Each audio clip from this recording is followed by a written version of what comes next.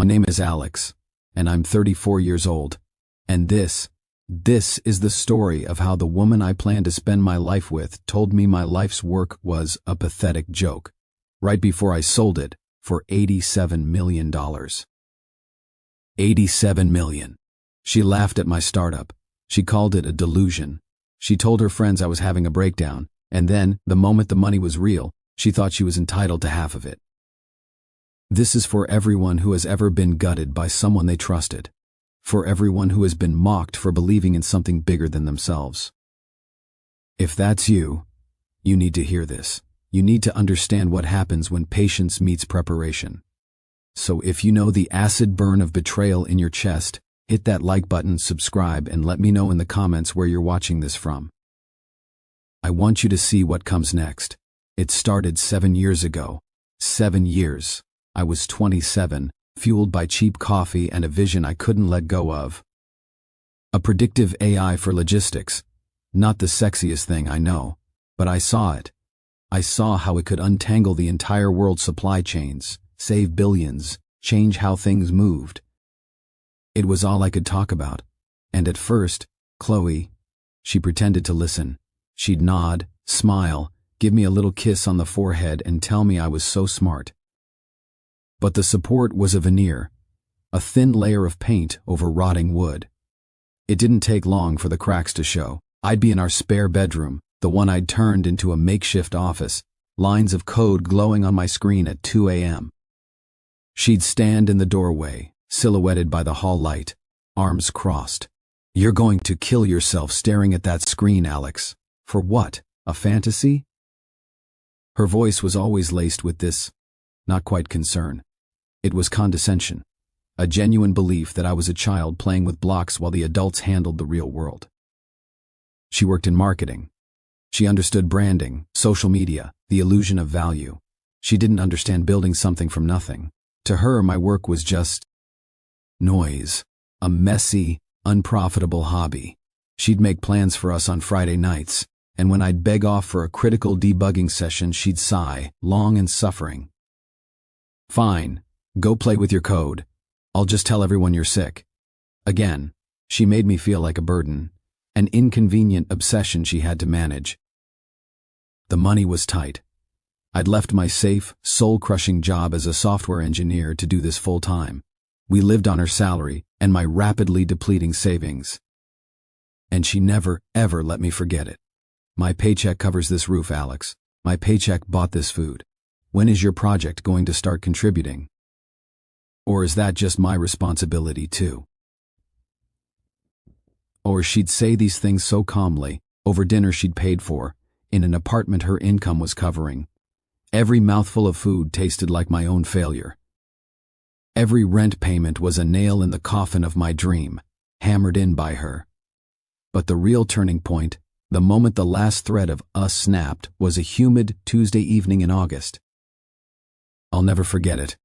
I'd been battling a vicious bug for 12 hours straight. My eyes were burning. My back was a knot of pain. I came out to the kitchen for water, my brain still swimming in algorithms. The sliding door to our small balcony was open, and I could hear Chloe and her sister Rachel out there. I was about to say hello when I heard my name. "Is Alex still buried in his computer?" Rachel asked, her voice carrying the distinct tone of someone discussing a mildly amusing train wreck. Chloe let out a laugh. A short, ugly sound. Where else would he be? It's his whole personality now. His little startup. She said the word startup like it was a dirty word. "What's it even for again?" Rachel pressed. "God, I don't know. Some AI thing. He says it's going to revolutionize global logistics." She did a little mocking voice when she said it, imitating what she thought was my earnestness. It's so embarrassing. He's 30 years old and he's acting like he's in a college dorm. Meanwhile, I'm the one paying for our life. I'm the one who has to make excuses for why we can't go on vacation, why we're still in this apartment. I stood there in the dark kitchen, a cold sweat breaking out on my forehead. The water bottle in my hand felt like a lead weight. "You're a saint for putting up with it," Rachel said. "I'm not putting up with it much longer," Chloe replied, and her voice dropped, became harder, more decisive. "I'm giving it another year, tops. If this delusion hasn't made a single dollar by then, we're going to have a very serious conversation. He needs to grow up, get a real job, and start acting like a partner instead of a dependent. This isn't the life I signed up for, the life she signed up for. As if my dream was a breach of contract, as if I was a faulty product she was considering returning. I didn't move. I didn't storm out there. I didn't say a word. The anger was so hot, so immediate, it felt like it would vaporize me if I let it out. But then, something else happened. A coldness. A clarity that was more terrifying than the rage. It was like a switch flipped in the deepest part of my brain, the part that was about survival. I set the water bottle down silently. I turned around, walked back to my office, and closed the door. I didn't look at the code. I just sat in my chair, in the dark, and stared at the wall. The woman I loved, the woman I shared a bed with, saw my passion as an embarrassment. She was waiting for me to fail. She was marking a date on her mental calendar for my surrender. Well, fuck that. I didn't sleep that night. I didn't confront her. What would be the point? It would just be tears, denials, gaslighting. You're being too sensitive. Alex, you took it out of context. No. The context was perfectly clear. She was a shareholder in the company of us, and she'd just decided my stock was worthless. So, as the sun came up, I started doing something I'd never done before. I opened my laptop and I didn't go to my code repository. I went to Google. I typed in intellectual property divorce, asset protection startup founder. Separating business assets from marriage, I fell down a rabbit hole of legal blogs, forum posts, horror stories from other founders who'd been cleaned out by ex-spouses who'd never believed in them. By 9 a.m., I had a plan. It wasn't a plan for revenge, it was a plan for war, a quiet, legal, meticulous war. That Monday, I called my older brother Mark. He's a financial analyst, sharp, pragmatic, and he'd never liked Chloe. He saw through her from the start. I called him from my car, parked in a lot a few blocks from our apartment. I couldn't risk her overhearing. Mark, I need your help, and I need you to not ask questions. Not yet. He was silent for a beat. Is it Chloe?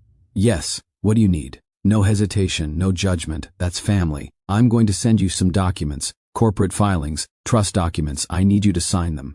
Your name will be on everything as a partner, a trustee. It's all legal, it's all clean. I need to put some things in your name. For safekeeping. Okay, he said. Simple as that. Send them over. Whatever you need, Alex. That was the first brick. The next was finding a lawyer. Mark recommended a woman named Evelyn Reed. She was, in his words, a shark in a pantsuit who specializes in chewing up greedy exes for breakfast. My first meeting with her was in a sterile, high-rise office that smelled like money and anxiety. Mr. Vance, she said, not looking up from a file as I sat down. She was all sharp angles and focused intensity. Your brother gave me the broad strokes. You've built something. Someone who didn't help you build it now wants to break it and take half the pieces. Sound about right? Yes, I said, my voice tighter than I wanted it to be. She finally looked up, her eyes like gray flint. What we are about to do is perfectly legal, but it is a surgical procedure. One misplaced decimal, one incorrectly dated form, and the entire structure collapses and your hobby becomes community property. Are you capable of that level of precision? I'm a software architect, I told her. Precision is the only thing I understand. A ghost of a smile touched her lips. Good. Then let's build you a fortress. And we did. Over the next 18 months, we built a legal structure so airtight it could survive a nuclear blast. We created Ether Logistics Inc., a C corporation registered in Delaware. All of my intellectual property, every line of code, every algorithm, every patent application, was transferred into Ether. We backdated the incorporation and the IP assignments to a point well before Chloe's ultimatum timeline, using old development logs and time-stamped commits to prove its existence. On paper, I was no longer the owner. I was a technical consultant, an employee. The majority shareholder was a trust, the Vance Innovation Trust, with my brother Mark as the sole trustee. I stopped putting any of my meager consulting income into our joint account. Instead, I formed a single-member LLC that billed Ether for my consulting services. That LLC paid me a small salary that I used for my personal expenses. Everything else, Every dollar that came in from early small-scale licensing was reinvested into Ether.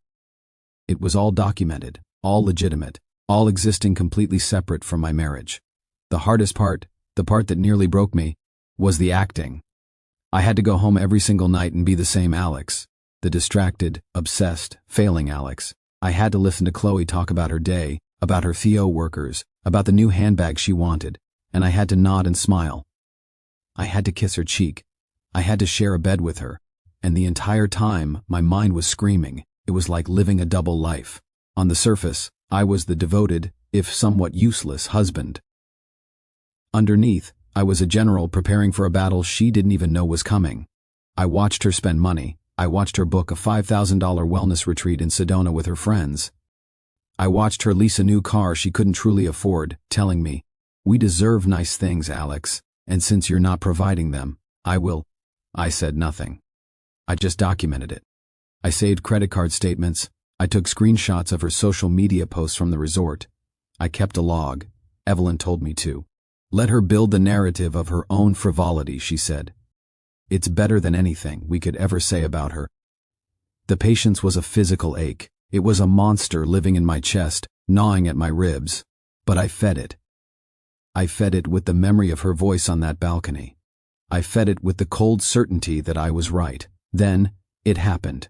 After 7 years of work, of failure, of iteration, I cracked it. The algorithm worked, not just in a simulation, but in a real-world test with a mid-sized shipping company. The results were staggering, a 40% reduction in fuel costs and delivery times. The news spread fast in the industry. I got a call from the CEO of Titan Global Logistics, one of the biggest players in the world. He flew out to meet me. We didn't meet at my apartment. We met at Evelyn's law firm. The deal was negotiated not with me, Alex Vance, the guy in a spare bedroom, but with Ether Logistics Inc., represented by its legal counsel and its trustee, Mark.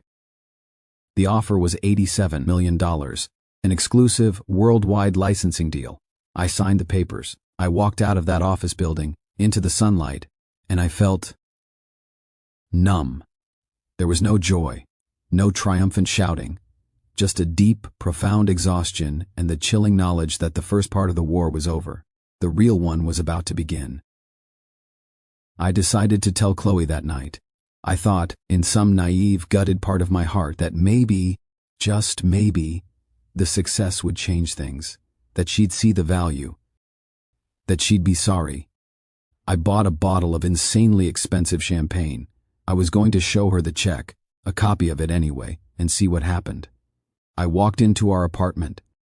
She was there, on the couch, but she wasn't relaxed. She was perched on the edge, her back straight, and on the coffee table in front of her was a single stark, cream-colored envelope. She didn't look happy. She didn't look sad. She looked like a businesswoman about to close a deal. "What's this?" I asked, though the shape of it, the weight of it in the air had already told me. "It's for you," she said, her voice flat. No emotion. "I've filed for divorce." The champagne bottle felt suddenly ludicrous in my hand, a prop from a play that had just been cancelled. I set it down on the counter with a dull thud. I picked up the envelope. The paper was thick, expensive. Of course it was. She'd always had expensive tastes. "You're serving me papers?" I said, the words feeling foreign in my mouth. "It's for the best, Alex," she said, finally looking at me. And in her eyes, I saw it. I saw the calculation. There was no guilt, no sorrow. There was just assessment. "We've been over for a long time. You have your project. I have my life. Now that you finally made something of it, we can both move on cleanly." "My project," I repeated, the coldness from 2 years ago surging back, freezing the pain in its tracks. "The one you called a delusion. The embarrassing one." "Don't be dramatic," she snapped, a flicker of irritation crossing her face. "This changes everything for us." "No, Chloe," I said, my voice dangerously quiet. "I think it changes everything for you." Her eyes narrowed. "I'm entitled to half of everything, the apartment, the assets, and yes, that licensing deal. My lawyer is already aware of it. We're claiming a spousal share. I supported you financially for years while you built that." I actually laughed, a short, harsh bark that had no humor in it. "You supported me? You resented every single dollar I didn't earn. You mocked me. You waited for me to fail. That's not the point, she said, standing up, her voice rising. The law is the point, and the law says I get half. I looked at her, this beautiful, hollow woman I had shared my life with. I looked at the envelope in my hand, then back at her. The monster of patience in my chest finally uncoiled. You should probably have your lawyer, I said, my words slow and deliberate. Look very, very carefully at the timeline of things, and at who actually owns what. Her confidence faltered, just for a second, a crack in the mask. What is that supposed to mean? It means, I said, turning and walking towards the door, the divorce papers still in my hand, that you're assuming I've been sitting in that room for 7 years just being a naive idiot. You're assuming I didn't learn anything from all those times you told me I needed to grow up. Don't you walk away from me, she shouted. Don't you dare play games with me, Alex. I know what we have. I paused at the door and looked back at her. Do you? Do you really? I left her there. I walked out of that apartment, and I never went back to live there. I drove to a hotel, booked a suite, and sat in the dark. The numbness was gone, replaced by a roaring, terrifying fury. She didn't even have the decency to leave me before the success. She waited. She watched. Like a vulture circling, she waited until the life was finally in the thing so she could swoop down and claim the carcass. The sheer, unadulterated audacity of it took my breath away. The next few weeks were a blur of legal maneuvering and surreal personal hell. Chloe, thinking she held all the cards, went on the offensive. Her lawyer, a slick bastard named David Sterling, fired off a letter full of bluster and threat, demanding immediate disclosure of all assets and an interim spousal support payment that was more than I'd ever earned in a year. I forwarded it to Evelyn.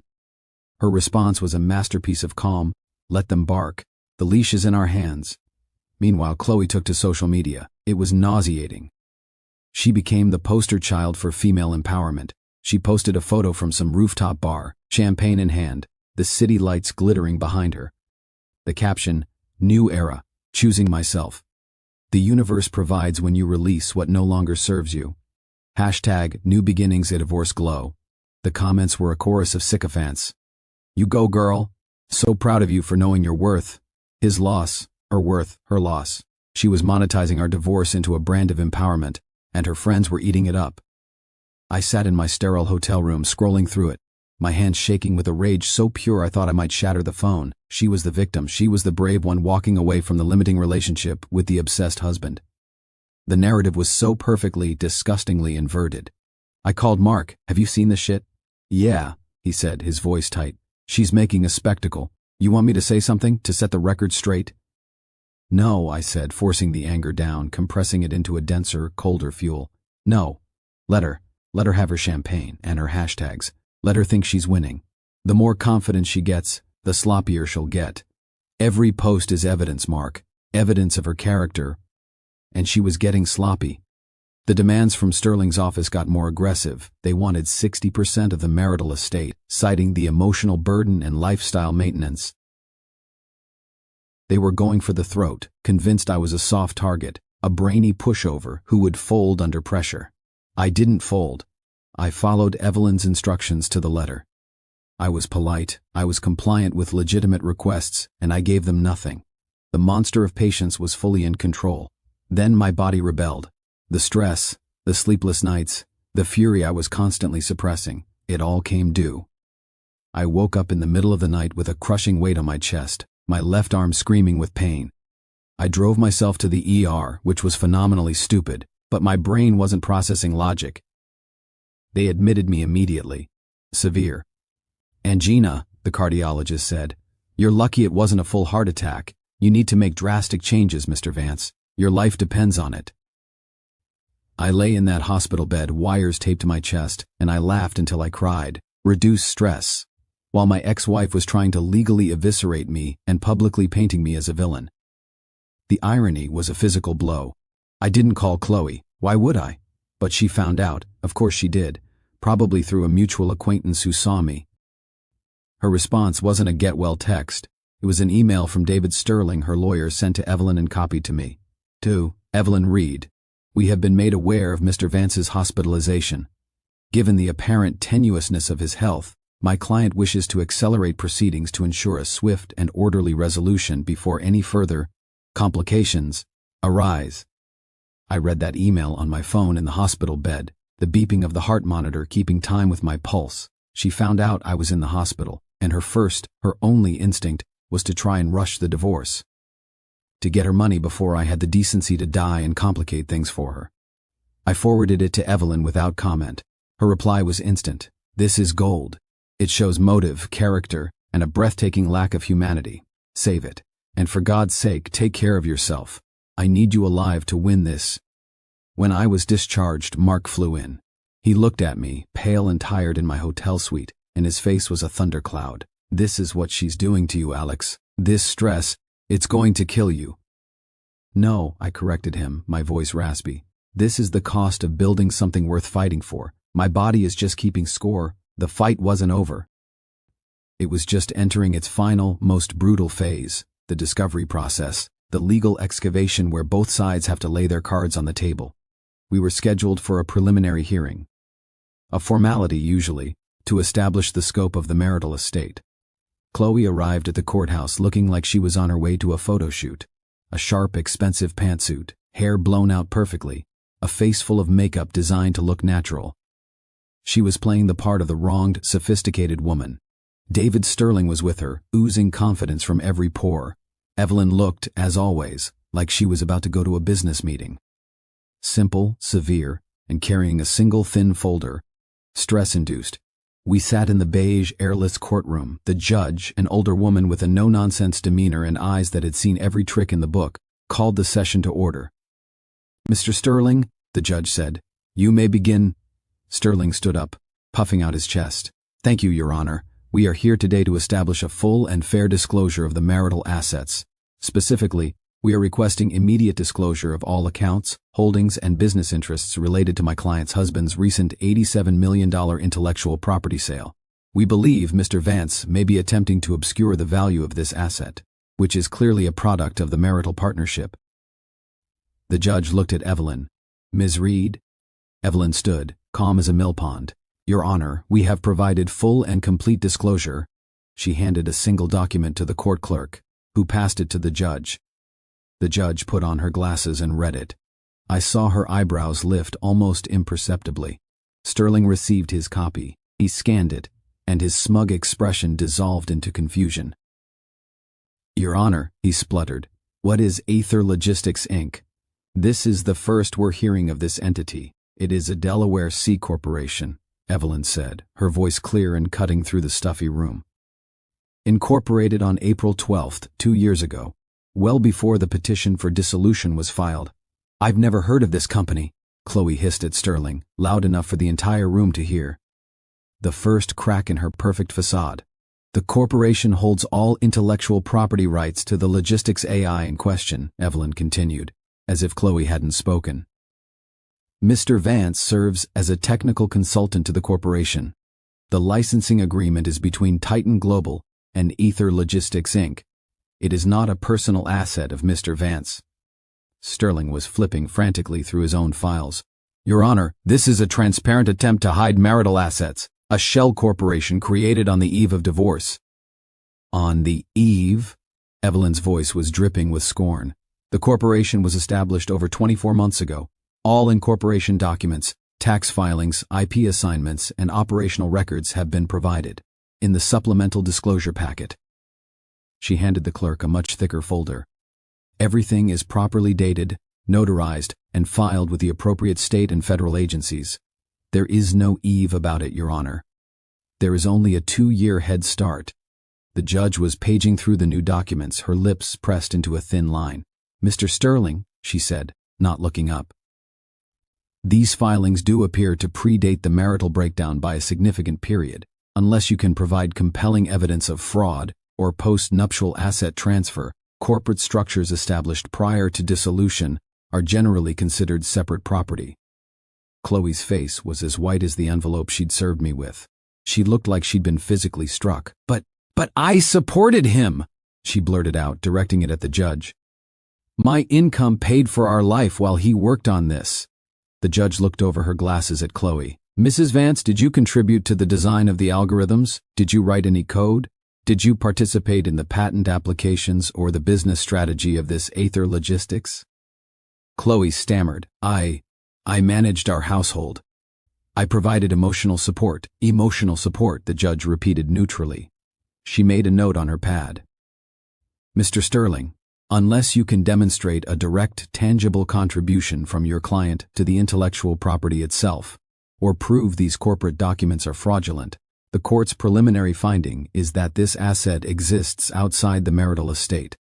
We will reconvene in 45 days for further discovery, but your client should prepare her arguments accordingly. The gavel fell. It was over. The entire foundation of Chloe's case had just been vaporized in under 10 minutes. Outside the courtroom, Evelyn allowed herself a small, tight smile. As expected, was all she said. I watched through the glass doors as Sterling talked rapidly to a shell-shocked Chloe. She wasn't listening, she was just staring into the middle distance. Her posture collapsed, the empowered woman completely gone, replaced by someone who had just seen her lottery ticket turn to ash in her hands. I didn't feel happy. I felt a profound, bone-deep exhaustion. The monster of patience finally settled, its hunger sated. The victory felt hollow, like I'd spent years preparing for a battle that was over in a single silent shot. The mediation that followed was a funeral. Chloe looked normal. No designer suit, just jeans and a sweater. The fight was gone from her eyes. Sterling looked defeated, his expensive briefcase a relic from a war he'd already lost. Evelyn placed a single sheet of paper on the table. Our final offer, she said. Chloe keeps the apartment, which has an equity of approximately $400,000. She keeps her personal vehicle and her personal checking account.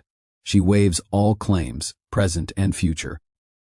To Aether Logistics Inc., its intellectual property, and any and all income derived therefrom, there will be no spousal support. In exchange, she signs a binding non-disclosure agreement regarding Mr. Vance, his work, and these proceedings. Sterling read it. He didn't even argue. He just looked at Chloe and gave a slight, weary shake of his head. This is it, Chloe whispered, her voice ragged. The apartment and my checking account, that's all? That is what is available from the marital estate, I said, my voice flat. The rest was never ours. It was never mine to give you. It belonged to a company you mocked. I gave you 7 years, she said, and a single tear traced through her makeup. It might have even been real. You gave me 7 years of resentment, I corrected her, the anger still there, a low, steady burn in my gut. You called my life's work a delusion. You laughed at me with your friends. You waited for me to fail. You don't get to profit from a dream you spent every day trying to destroy. She looked at me then, and for a second, I saw the woman I'd fallen in love with, buried under the avarice and the spite. It was gone as quickly as it appeared. Sterling negotiated one minor point. The NDA wouldn't apply to conversations with her immediate family. I agreed. What did I care? She signed. Her hand trembled as she held the pen. She signed away her claim to $87 million for a 3-bedroom apartment and the contents of her checking account. When it was over, she stood to leave. At the door, she turned back. Were you planning this? She asked, her eyes searching mine for some kind of answer. The whole time? Even before I filed? I was protecting myself, I said. There's a difference. She left without another word. That was the last time I saw her. Evelyn packed her briefcase. How do you feel? She asked. Empty, I said, and it was the truth. Good, she replied. That's the right way to feel. Victory should feel like resolution, not celebration. Celebration is for birthdays. I called Mark from the parking lot. It's done. How much? He asked. The apartment, her car. That's it.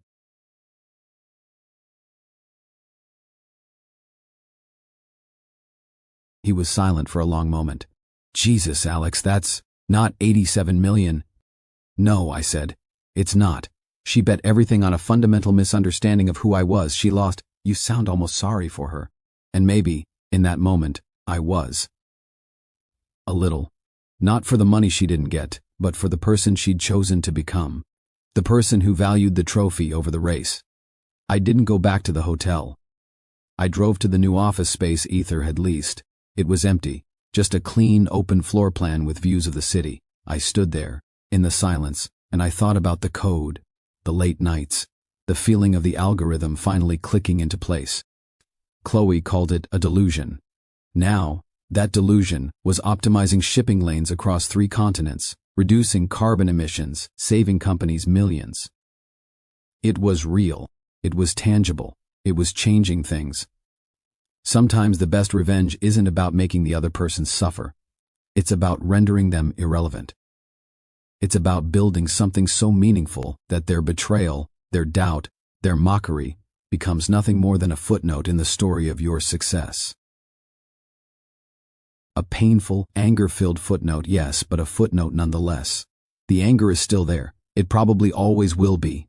But it's my anger now. I own it. I built a company out of it. And I'll keep building because that's what I do. I solve problems. I build things that last, and no one will ever make me feel ashamed of that again.